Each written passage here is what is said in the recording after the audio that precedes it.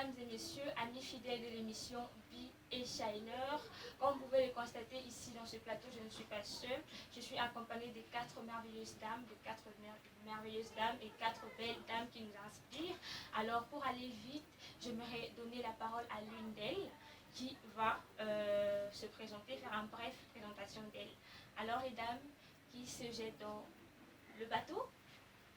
Bonjour mes collègues qui sont là. Moi c'est Madame Divine, je suis motivatrice et entrepreneur. Je suis également initiatrice de la plateforme Be Shiner. Bonjour, Bonjour. moi c'est Madame Pauline Wimakoy, artiste peintre, maquilleuse et aussi membre de Be Shiner. Je m'appelle Flamy Mayemba, j'ai 25 ans, je suis congolaise et je suis cofondatrice de salon de coiffure Golden Black. Bonjour, je m'appelle Ruth Wassilwa, je suis étudiante en sciences informatiques. Je suis congolaise de nationalité. Ok, merci les dames. Permettez-moi, avant de pouvoir entamer sur le sujet du jour, j'aimerais d'abord aussi me présenter. Je m'appelle Geneviève Kakaziboudian, je suis étudiante à l'Université protestante au Congo en faculté de droit en ma première année de licence. Donc comme les juristes le disent souvent, nous l'homme criminel, nous la nationalité, j'adore le droit. Alors le sujet d'aujourd'hui c'est la femme et son afro. Alors Madame Divine Koulou, que savez-vous de l'histoire de l'afro en Afrique?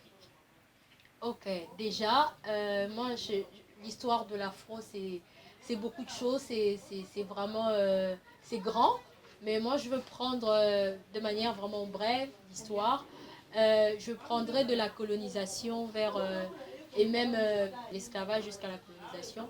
Ce que je sais de l'afro, c'est que déjà à un moment, au niveau des pays occidentaux, ce que les défrisés étaient devenus un style de vie, ce que les blancs, comment je dirais, les blancs étaient un peu comme en train de préférer les cheveux défrisés et ont commencé à imposer cela dans beaucoup de structures, à l'école, au niveau de l'éducation et même au niveau du travail.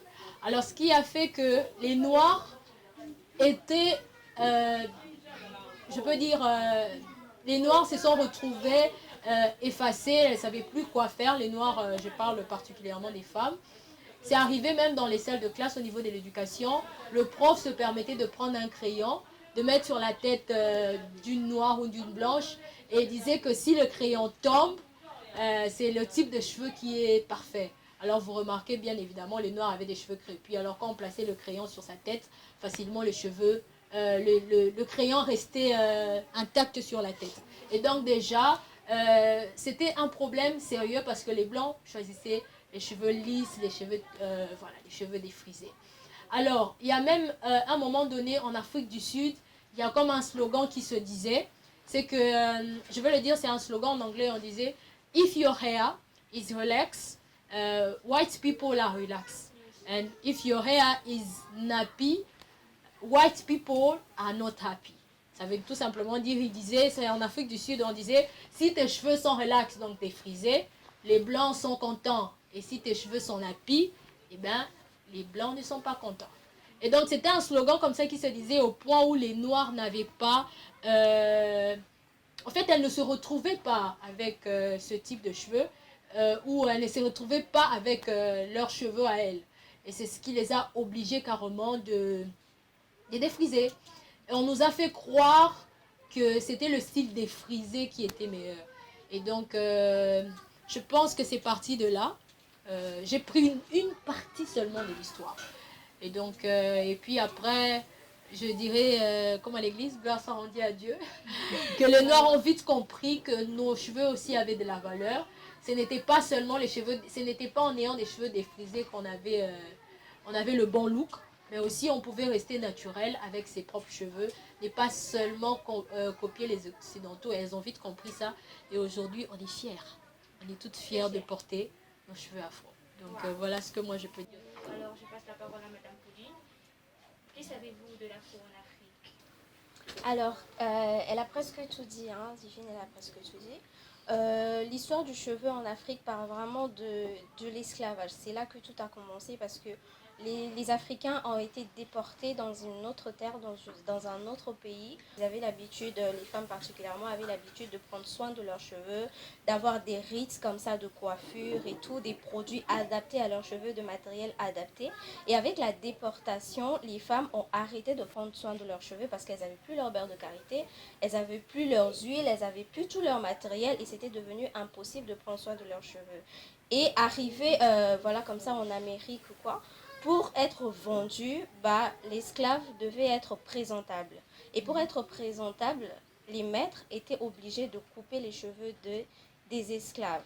Et malheureusement pour eux, les cheveux c'était l'identité de la personne. Le cheveu pouvait représenter l'ethnie de la personne, l'âge de la personne, son rang social et tout. Et quand on te coupe les cheveux, tu perds ton identité, tu n'as plus aucune identité. Et ils étaient comme ça perdus. Ils étaient comme ça perdus, sans identité. Et voilà, donc à ce moment-là, l'idéal était devenu la femme du maître.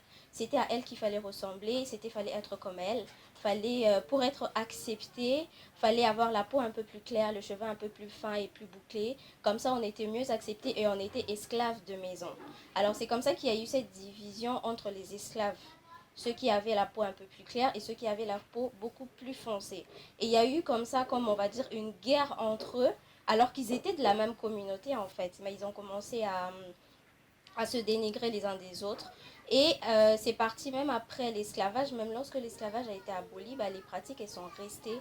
Et pour trouver du boulot, il fallait avoir la peau un peu plus claire, ils avaient beaucoup plus de chances que d'autres. Et c'est comme ça que on va dire, les rites se sont perpétués des années en années. Voilà, c'est avec l'évolution qu'il y a eu maintenant des pratiques comme le pencho et tout pour pouvoir lisser la fibre capillaire, essayer de l'étirer pour qu'elle soit plus aussi touffue et tout. Et après, il y a eu l'apparition du défrisage qui carrément modifiait la texture du cheveu qui était vraiment irréversible. Et cela s'est perpétué pendant plusieurs années. Et c'est à peine avec le mouvement Black Panther et tout que les gens ont commencé à vouloir se réapproprier leurs cheveux, mais c'était plus un mouvement politique que de beauté et tout. Et c'est à peine avec le mouvement Napi que les gens apprennent à redécouvrir encore leurs cheveux. Et voilà, c'est bien pour nous parce que maintenant on apprend à aimer nos cheveux tels qu'ils sont. Pas parce que les autres disent qu'ils sont bien ou pas, mais parce qu'on les trouve beaux et bien. Voilà. Merci beaucoup, Madame Clamy. Alors, la toute deuxième question, c'est parlez-nous de votre histoire avec le napi ou l'afro. Mon histoire avec mes cheveux naturels a commencé lorsque j'en ai eu marre du défrisage. C'est-à-dire, on m'a défrisé les cheveux très tôt. Donc, à l'âge de 8 ans déjà, je me rappelle très bien, j'étais allée en vacances chez une tante au Congo central. Et ce sont des cousines, de grandes cousines, qui avaient préféré me défriser les cheveux.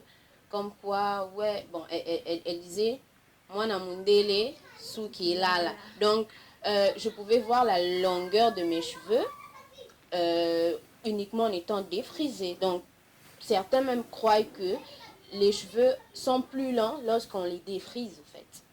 Or, ce n'est pas ça. Et voilà, j'ai commencé le défrisage très tôt.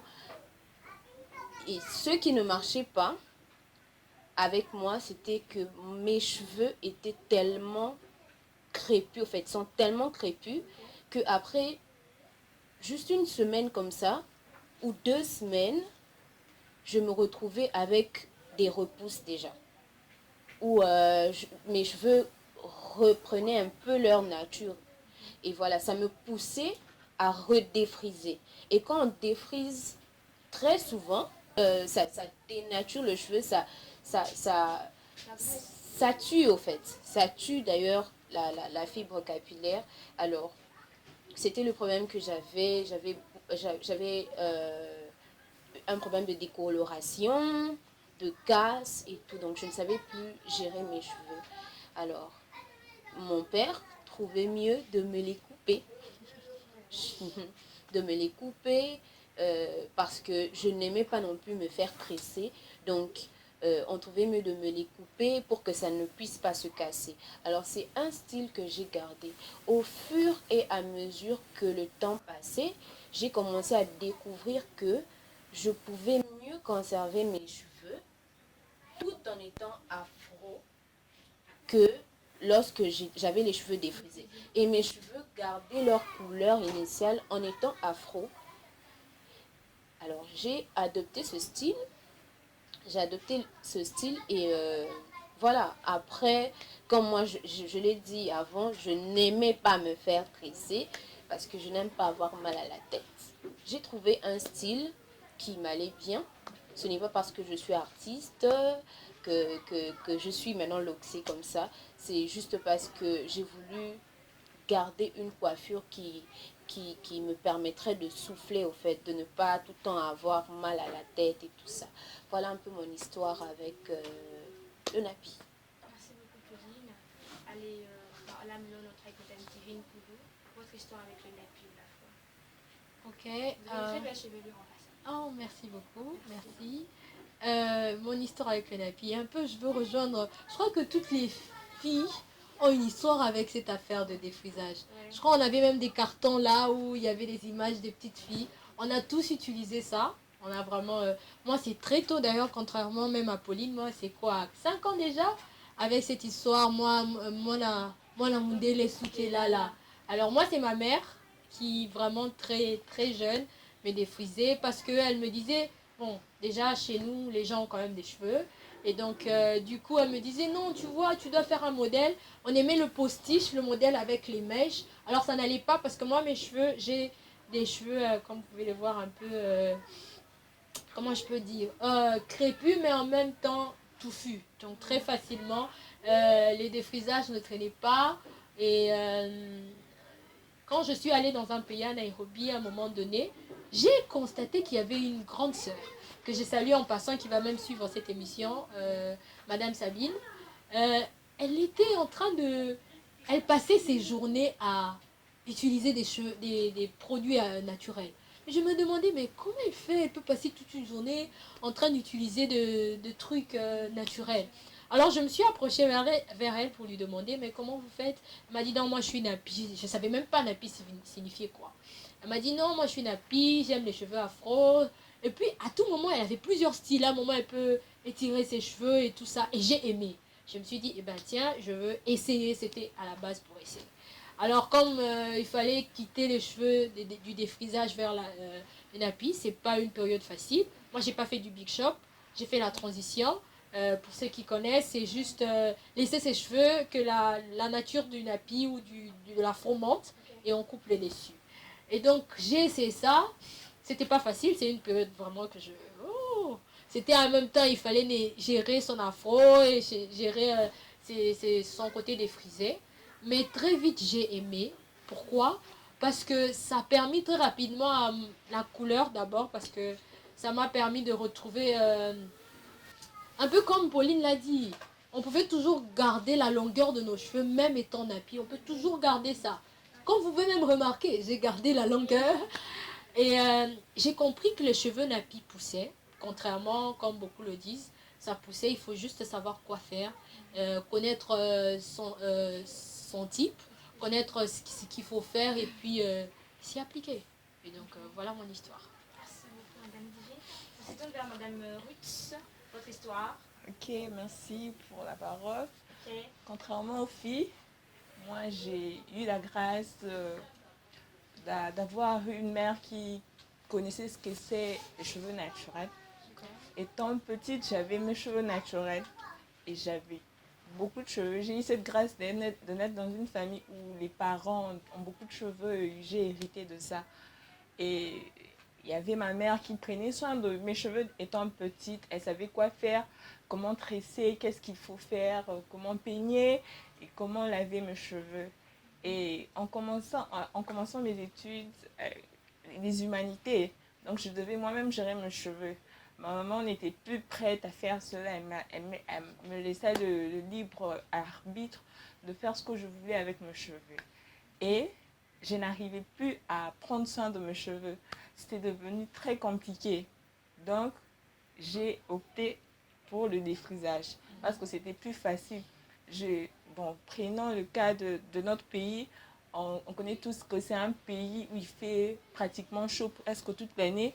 C'est promener avec une grosse crinière sur la tête, c'est vraiment compliqué. Et j'ai opté pour le défrisage. C'est quand j'ai commencé avec le défrisage. Le problème aussi, c'est que je n'ai pas eu de modèles, de gens qui pouvaient m'orienter. Je ne me suis pas très bien renseignée et j'ai opté pour le cheveu défrisé. J'ai commencé à défriser mes cheveux pour me faciliter de peigner, pour me faciliter de faire un petit chignon. Et j'ai grandi avec ça pendant une certaine période et j'avais les cheveux défrisés. Et il est arrivé un moment, quand j'ai fini mes études humanitaires, je voulais être comme toutes les jeunes filles avec des cheveux vraiment défrisés et j'ai abusé du défrisage. J'ai commencé à défriser plusieurs fois par année et c'était devenu compliqué. J'avais des cheveux qui ternissaient, des cheveux qui cassaient. Je n'avais plus de beaux cheveux, plus le volume a diminué. Et je voulais retourner avec l'afro. Et c'était devenu compliqué parce que c'était tard. On m'a dit pour redevenir afro, il fallait que je coupe mes cheveux. Et je ne voulais pas de ça, tellement que j'aime mes cheveux. Je ne voulais pas couper. Je voulais garder mes cheveux. Et je suis allée me renseigner dans plusieurs salons. Ils m'ont dit que je pouvais opter comme Divine l'a dit, la transition naturelle. N'est plus défriser, juste couper les bouts et laisser pousser. Utiliser des produits naturels, n'est plus défriser. Et ça fait juste là 2 ans et demi que je n'ai plus défrisé mes cheveux. C'est vrai que c'est difficile. Des fois, peigner, se réveiller le matin avant d'aller à l'université, commencer à peigner, c'est compliqué. On s'adapte quand même. On essaye de faire de notre mieux. C'est un peu... Merci beaucoup, Ruth. Alors, on va finir avec Madame Plani, voilà. Je ne suis qu'oubliée. Madame Plani, votre histoire avec le nappy, là. Oui, en fait, moi, l'histoire, elle est presque pareille que Pauline et Divine. Okay. Ça part toujours du défrisage. J'en ai marre du défrisage, j'en ai marre de la texture de mes cheveux. Je n'aimais plus mes cheveux. Ils étaient tout fins, tout raides. Je n'aimais plus. Je n'aimais vraiment plus. Moi, j'aime quand j'ai du volume, quand il y a du mouvement, tout ça. Mais avec le cheveu défrisé, je ne pouvais plus. Je n'en pouvais plus. Et en ce moment-là, c'était la vague sur Instagram. Je voyais les filles avec leur afro. Je me disais, mais c'est ça que je veux et tout. Et je me suis dit, pour avoir ça, j'ai commencé à me renseigner. Je commençais à regarder sur Internet. J'ai vu qu'il fallait soit faire un big shop ou faire une transition. Et comme j'avais jamais eu les cheveux courts avant, je me suis dit, je vais opter pour la transition. Et je crois que je fais une transition d'une année et demie. D'une année et demie comme ça. Je voulais faire une année au départ, mais après j'avais tellement peur de couper, je me disais, et si je suis pas comme ces filles d'Instagram, qu'est-ce que je fais et tout. Donc j'ai pris encore 6 mois de plus et une année et demie après, j'ai pu couper mes cheveux et c'était le déclic pour moi. J'ai tout de suite aimé la nature de mes cheveux, j'ai tout de suite aimé mes cheveux, malgré qu'ils étaient courts quand même, mais je les ai aimés dès le départ, dès le premier jour. Pour moi, c'est le coup de foudre et voilà, je suis là encore jusqu'aujourd'hui, presque 3 ans maintenant. Super, merci beaucoup Madame Plani. Alors je me tourne vers Madame Pauline. La 3e question. Depuis toute petite, on nous a fait croire que c'était les cheveux des blanches qui étaient meilleurs, raison de plusieurs produits de défrisage. Que pensez-vous donc de cela? Voilà, pour répondre à cette question, je ne reviendrai qu'à l'historique au fait du nappy, de l'histoire des cheveux afro. Ça découle de l'esclavage. Donc, ce sont les colons qui nous ont fait croire, qui ont mis dans nos têtes que nos cheveux ne passaient pas au fait, n'étaient pas présentables. Parce que lorsque les esclaves ont été déportés vers certaines terres et tout, il n'y avait vraiment pas du temps. Il n'y avait vraiment pas du temps pour prendre soin de ses cheveux. Je parle des femmes et tout. Il n'y avait pas les produits qu'on utilisait, par exemple, dans nos terres d'origine. Il n'y avait pas le matériel, comme Madame Plami l'a dit, et tout. Alors, les cheveux étaient négligés. Or, les cheveux afro, lorsqu'ils sont négligés, ils s'entremêlent et c'est clair que ça ne soit pas présentable. Et c'est comme ça que l'homme blanc optait pour la coupe des cheveux. Et c'est resté dans nos têtes. Et jusqu'à présent, on souffre de ce complexe. Certaines femmes noires souffrent de ce complexe. Voilà, même certains hommes, en fait, trouvent ça anormal qu'une femme noire garde la nature de ses cheveux. Vous allez entendre, c'est quoi ça? Mais des frises, non? Or, c'est ça la nature de nos cheveux. On doit aimer nos cheveux. Le défrisage, c'est pas la vraie nature de nos cheveux. En fait, le défrisage, ça ne fait qu'abîmer nos cheveux. Et c'est ce que l'homme blanc a mis dans nos têtes. Et l'homme blanc a mis dans nos têtes qu'on devait utiliser les produits avec des composants chimiques et tout ça. Alors que on a une mine d'or, en fait. Les huiles essentielles, les huiles naturelles et tout ça. C'était ça nos produits authentiques. C'est ça, en fait, qu'il faut pour nos cheveux. Voilà, c'est un peu ce que je pense de cette...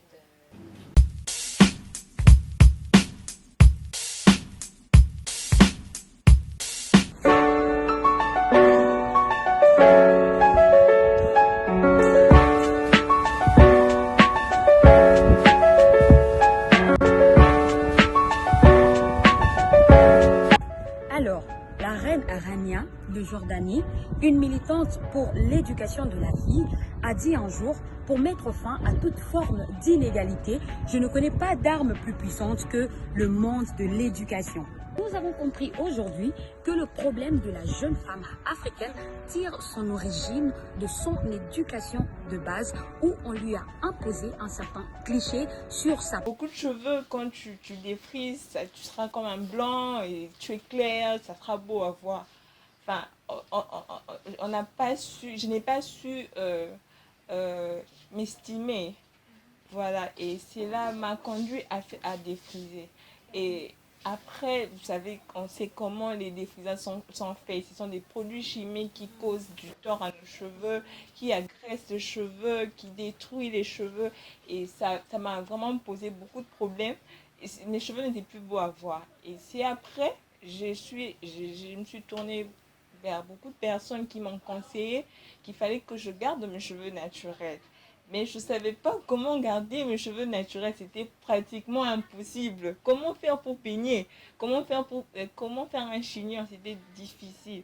Le problème, c'est avoir de modèles, avoir de gens qui nous orientent. Qu'est-ce qu'il faut faire?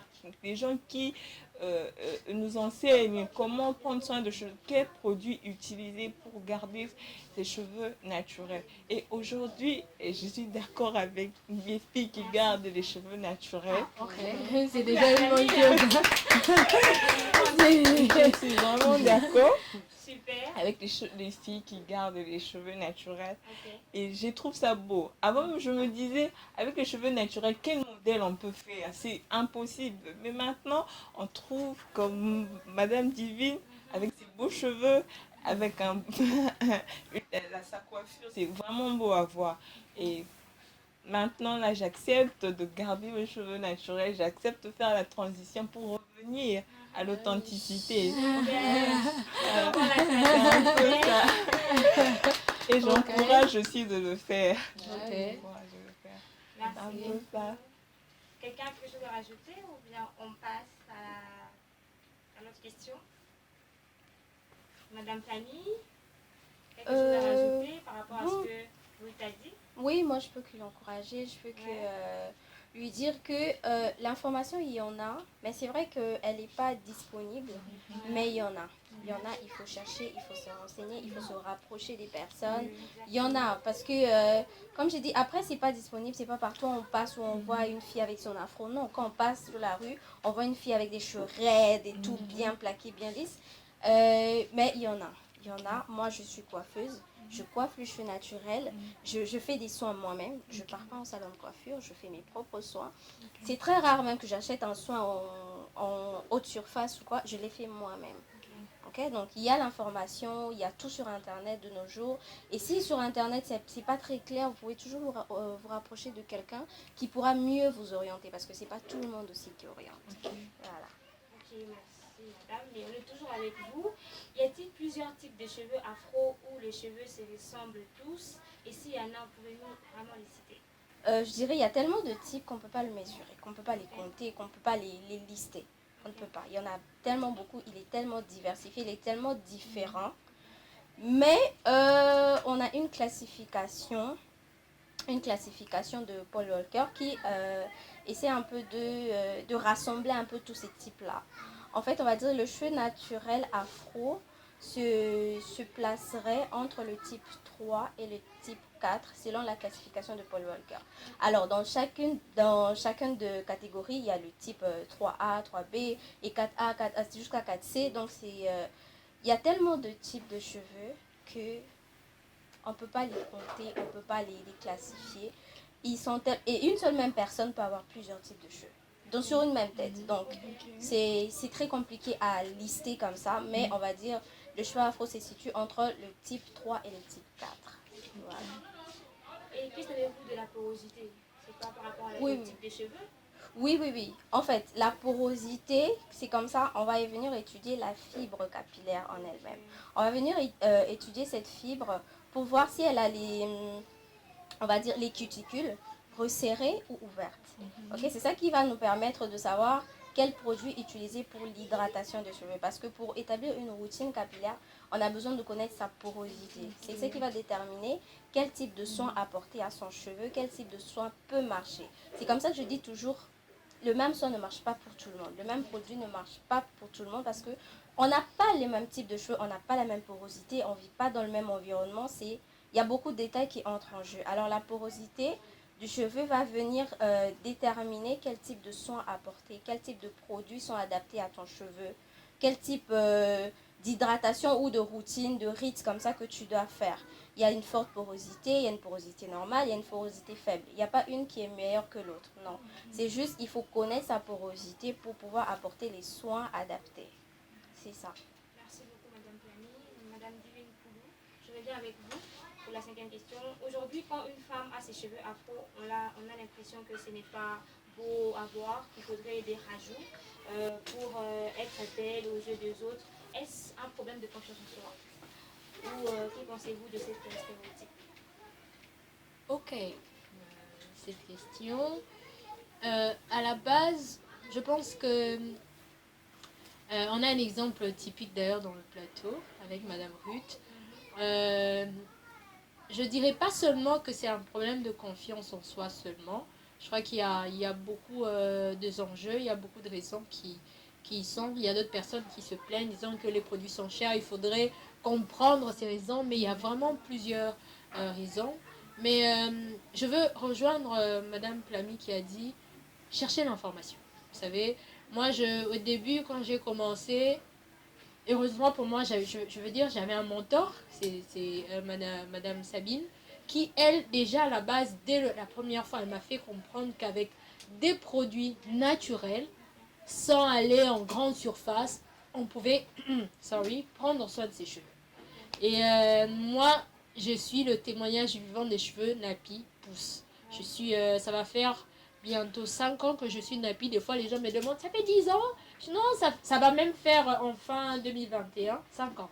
Donc, le stéréotype est là. Moi, je pense que c'est des stéréotypes à bannir parce qu'on est belle comme ça. Je crois que au début, quand j'étais petite, c'est un peu ce qu'on m'a fait croire. C'est quand j'avais des cheveux lisses. Et même quand j'ai commencé le nappy, j'avais ce problème-là. Je me disais, j'avais peur de sortir. Je me disais, Et déjà, au début, quand je sortais, j'avais tendance à regarder pourquoi on me regarde comme ça. Au début, j'avais l'impression qu'on me regardait mal, qu'on n'acceptait pas mes cheveux. Mais après, j'ai commencé à me demander, je pense même que je demandais à la maison, je me demandais, au fait, comment vous trouvez mes cheveux? Non, mais c'est beau. Je dis, oh, c'est vrai.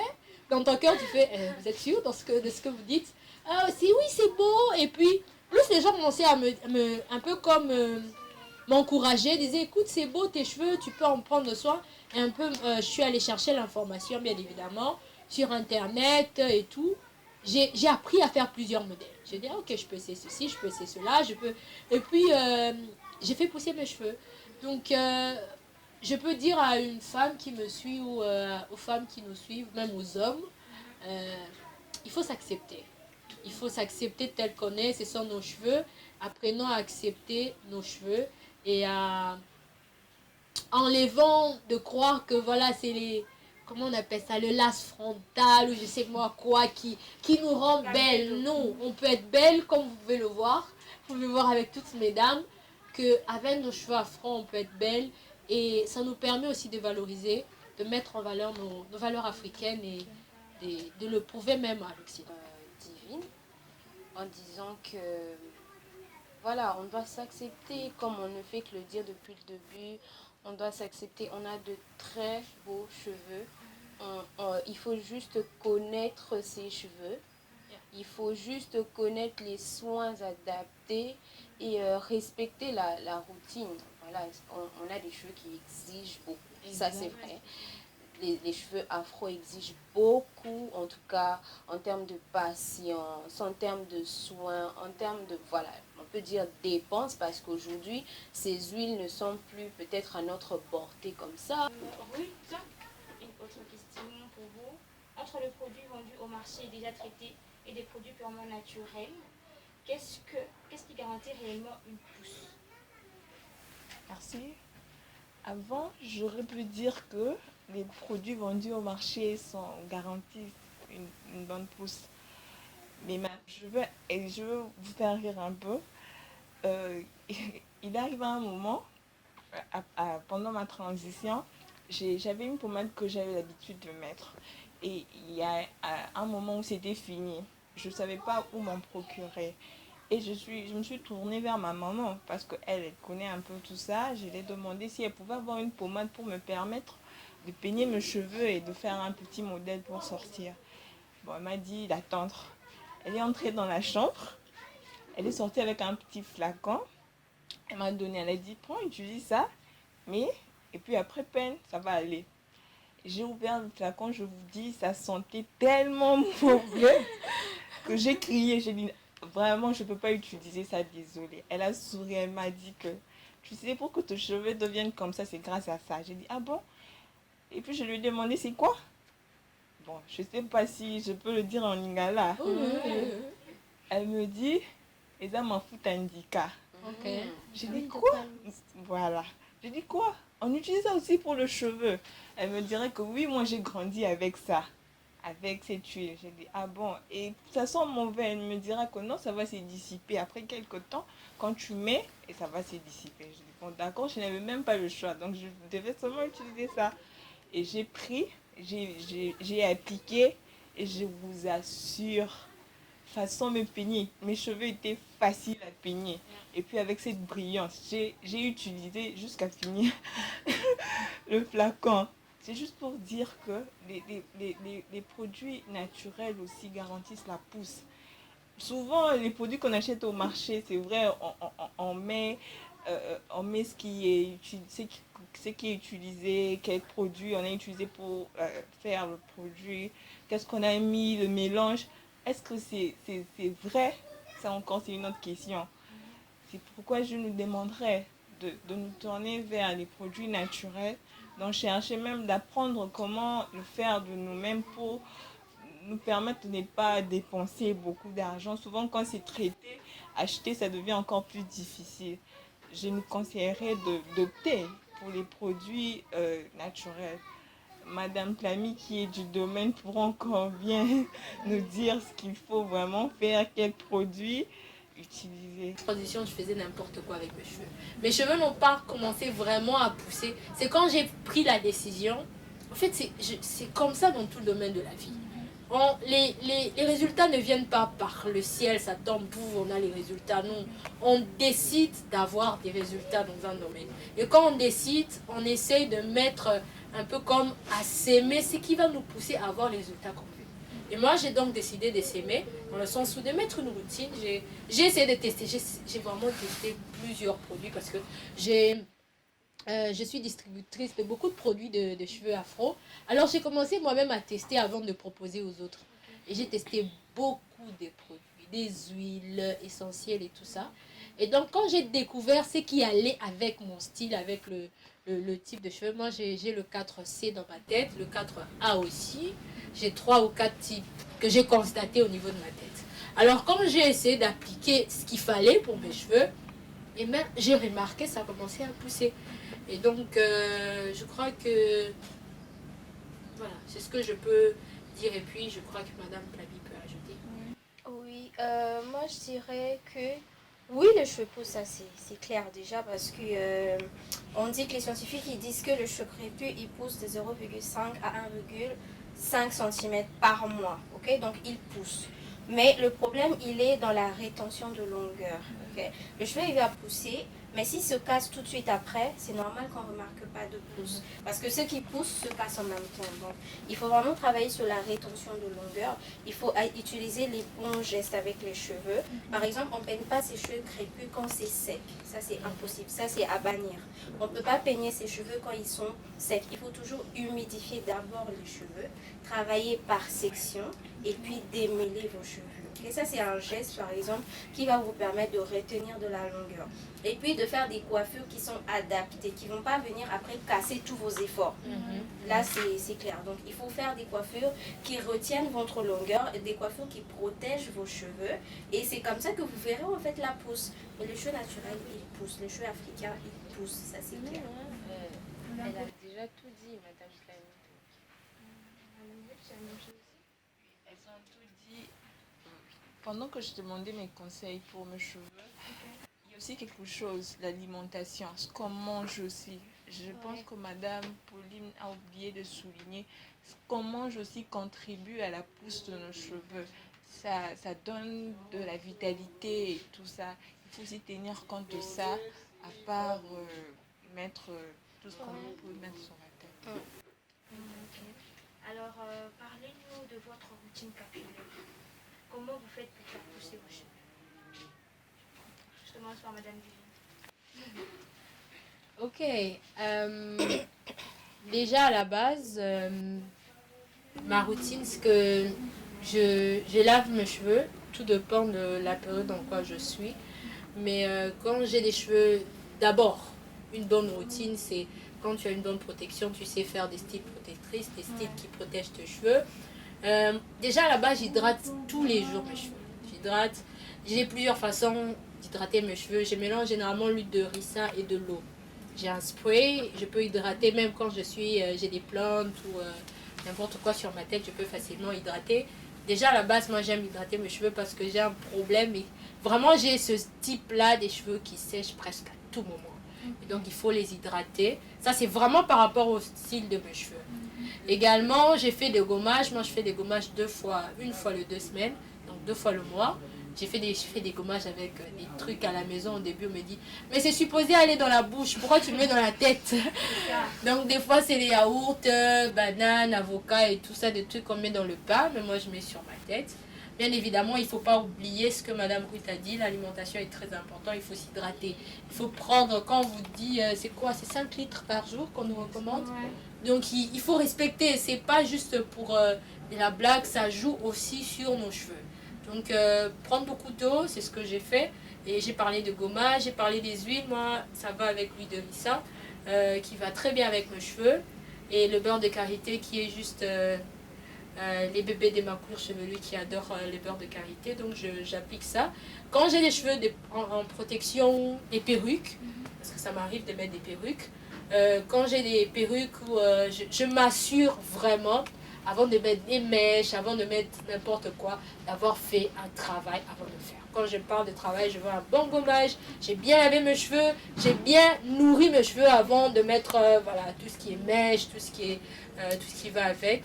Et donc, je crois, c'est ce que je peux dire sur... Madame Ruth, votre routine? Ok.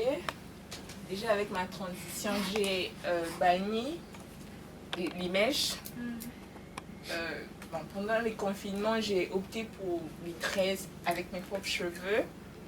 Je ne fais plus des mèches, pas de tissage.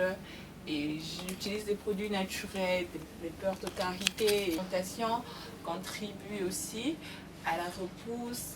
Bon, les cheveux, j'ai déjà les cheveux, juste à vitaliser encore les cheveux, tout ça. C'est ça, les shampoings doux. Et j'ai fait un effort au moins par semaine, par mois de laver une fois mes cheveux. Le gommage, tout ça là contribue aussi c'est ça la routine, oui, à la pousse. Voilà, c'est un peu ça, la routine. Madame Planning. Ok, alors moi j'ai une routine qui est très simple parce que j'ai pas trop le temps de rester sur les cheveux, alors je fais au maximum que ça soit simple. Donc je commence toujours par un bain d'huile que je vais faire, peu importe, hein, tout ce que je trouve, tout ce que j'ai sous la main, l'huile d'olive, l'huile de moutarde, peu importe, je fais un bain d'huile. Et après, c'est après le bain d'huile que je vais venir faire mon shampoing. Alors pourquoi le bain d'huile d'abord? C'est pour préparer les cheveux, nourrir d'abord les cheveux en profondeur parce que le shampoing va venir, on va dire, presque décaper les cheveux, enlever toute la saleté. Et il ne faudrait pas que les cheveux restent secs comme ça. De nature, on a des cheveux qui sont secs. Donc on a besoin d'un shampoing qui va être hydratant. Okay? Donc après le shampoing, l'étape qui suit, c'est vraiment un masque. Un après-shampoing, tout ce que vous voulez. Mais c'est une étape à ne pas manquer parce que c'est le masque ou l'après-shampoing qui va venir réhydrater les cheveux parce que le shampoing a déshydraté. Alors le masque va venir réhydrater les cheveux. Et après tout ça, il faudrait maintenant bloquer ou sceller toute cette hydratation qu'on a apportée avec un beurre ou une huile. Donc c'est quelque chose qu'il faut faire. Tout dépend de votre routine, mais c'est des étapes qui ne peuvent pas manquer dans votre routine. Ressemble un peu à celle de Madame Plamy parce que je pratique aussi des conseils qu'elle avait à me donner pour en arriver là. Voilà, je me rassure d'abord que mon shampoing soit sans sulfate, sans parabènes et sans silicone. Et voilà, je lave les cheveux une fois les 2 semaines. Et après le lavage, je fais un bain d'huile. Et je fais aussi une fois la semaine un gommage. Mais chaque jour, j'hydrate en tout cas à chaque instant. Dès que je sens que mes cheveux deviennent un peu secs, je les hydrate avec de l'huile de ricin et de l'eau. Voilà, j'utilise des huiles lourdes parce que voilà, j'ai des cheveux à forte porosité. C'est un peu ça ma routine. Okay, merci beaucoup Madame Pauline. Alors l'avant-dernière question s'adresse à Madame Ruth et Madame Plany. Donc est-ce possible de pouvoir changer les cheveux lisses en cheveux bouclés? Si oui, comment faire? Madame Plany. D'emblée, je dirais non, c'est pas possible parce que dès qu'on a les cheveux lisses, ça veut dire, en tant que femme africaine, si on a les cheveux lisses, ça veut dire qu'on les a défrisés. Donc c'est impossible de retrouver la texture bouclée du cheveu. Alors, mais je peux dire, si vous voulez parfois avoir des boucles, vous pouvez faire des coiffures qui vous donneront des boucles. Par exemple, si vous utilisez des bigoudis, tout ça, vous pourrez avoir des boucles, mais c'est temporaire. Mais vous n'aurez pas des boucles comme une personne qui est crépue. Parce qu'elle a des boucles qui sont déjà présentes, il suffit juste qu'elle les active. C'est totalement différent. Donc je dirais non. C'est pas possible de passer du lisse au bouclé. Non. Je pense que Madame Plany a tout dit, plus qu'elle est du domaine. Ok. Chaque femme doit s'accepter. Femme doit s'accepter. Accepter sa texture, accepter ses cheveux. Je veux pas me plaindre parce que mes cheveux ne vont jamais être crépus comme ceux de... Nous deux, on a 2 types de cheveux très différents. Des fois, on peut faire le même gommage, pour elle, ça sort autrement. C'est une autre texture et moi également. Je veux pas me plaindre parce que voilà, j'ai pas les cheveux de Madame Pauline. Non, je m'accepte. Ça peut faire ça va peut-être pas faire comme Pauline, je m'accepte. Et donc, pour moi, chaque femme doit s'accepter. Et c'est valoriser aussi, c'est s'accepter, mais aussi accepter sa coupe. C'est ce que moi je peux dire. Madame Pauline. Voilà, par rapport aux femmes qui ont des cheveux lisses, les femmes africaines qui ont des cheveux lisses et tout, j'aimerais conseiller ceci, de retourner à l'authenticité parce que le défrisage, au fait, c'est je dirais une courte joie. Une courte joie, pourquoi? Parce que à tout moment, on recourt à ça. À tout moment, on recourt à ça et on change la nature de nos cheveux. L'homme blanc a essayé de nous faire comprendre que les cheveux doivent être défrisés, mais ça dénature au fait, ça dénature nos cheveux et à tel point qu'on pense que être nappy, c'est choisir. Au fait, le choix d'être nappy, c'est un style. Alors que c'est ça l'authentique. C'est ça en fait les vrais cheveux. C'est pas un style, mais c'est vraiment la nature des cheveux africains. Donc, j'aimerais conseiller de revenir à l'authenticité vu qu'on a de beaux cheveux. On a de beaux cheveux. On peut faire plusieurs coiffures, plusieurs belles coiffures qu'on ne peut même pas imaginer. Il suffit juste de se découvrir. Il suffit juste de se renseigner un peu sur Internet, voir comment nos cheveux sont beaux. On peut faire ce que les cheveux lisses ne pourront jamais faire. Et voilà, à celles qui ont des cheveux nappy, je nous demanderais de continuer, en tout cas d'avoir de la patience, de l'amour pour nos cheveux, de les nourrir, d'en prendre soin comme si c'était nos bébés au fait. De les aimer, de les valoriser et voilà, ce n'est que comme ça qu'on attirera une grande masse et qu'on fera aussi comprendre aux autres que voilà, il n'y a pas plus beau que nos cheveux. Madame Ruth, un conseil pour Voilà. cette femme qui ont des cheveux frisés. Ok, comme les demoiselles ont dit, savoir s'assumer, savoir s'accepter tel que l'on est. C'est vrai que c'est difficile à entretenir un cheveu naturel, c'est compliqué. Mais lorsqu'on se donne à fond, on peut le faire, ça devient comme une habitude. On doit s'accepter comme tel, retourner à l'authenticité. Et je trouve que les cheveux naturels sont originaux à faire en fait. Chacun peut faire ce qu'il veut de ce cheveu, seulement savoir ce qui est bon pour nous et fonçons. C'est un peu ça. Madame Plano, ensuite avec elle. Oui, moi j'aimerais juste dire à toutes ces femmes qui nous suivent de s'accepter, d'aimer chaque aspect de leur beauté, chaque compartiment, on va dire, de leur beauté. Que ce soit ta peau, que ce soit tes cheveux, que ce soit ta morphologie, ta taille, tout. Aimez-vous tel que vous êtes, comme Dieu vous a créé. Aimez votre nature en fait. La seule phrase que j'ai retenue de toutes ces femmes, c'est de s'aimer soi-même. Alors aimez-vous les filles, acceptez-vous. C'est par cette parole, c'est par cette phrase que je conclue en disant merci à tous ceux qui ont participé à cette émission d'une manière ou d'une autre. Je dis merci à toutes les intervenantes, merci à vous, vous étiez très brillantes, merci à vous et merci aux caméramans parce que c'est grâce à eux que nous apparaissons sur vos écrans. Merci beaucoup et on s'est dit à bientôt.